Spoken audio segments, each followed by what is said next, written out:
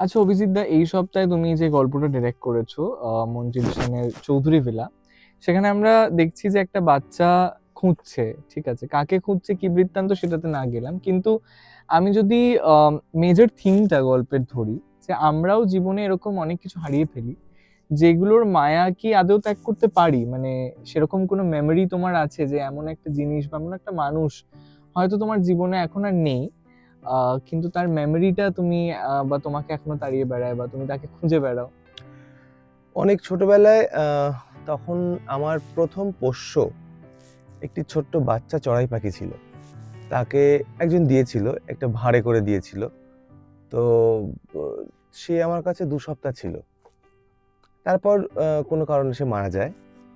তো হ্যাঁ, মানে ওই প মানে সেই আমার ১ম যাকে বলে কোনো কিছু প্রাণ হারানোর যে শোক বা পেট যখন আমরা কাউকে মানুষ করি একদম তো প্রায় সন্তান সম হয়ে যায়।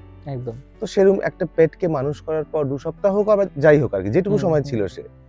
তো সেইটা আমি বারবার মানে সেটা হয়তো আমার ১ম শোক যেহেতু, হুম, সেজন্য আমি বারবার সেখানেই ফিরে যাই। মনে হয় হয়তো সেইটাই আর কদিন থাকলে ভালো হতো।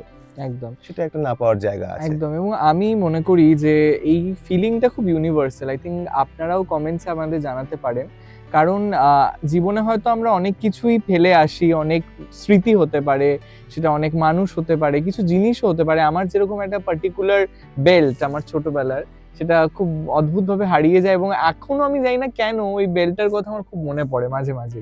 তো সেটা আপনারা জানাতে পারেন এবং চৌধুরী ভিলা গল্পটা ডেফিনিটলি শুনতে পারেন, কারণ সেখানেও আম এই ফিলিংটাকেই অ্যাকচুয়ালি ধরেই গল্পটা করা হ্যাঁ, হয়েছে। পাওয়া না পাওয়ার গল্প, হ্যাঁ, না পাওয়ার গল্প। একদম, এবং সেখানে একটা লাস্টে নিশ্চয়ই ইমোশনাল হবেন। আই থিংক সবাই ইমোশনাল হবে এরকমই আশা রাখা যায়।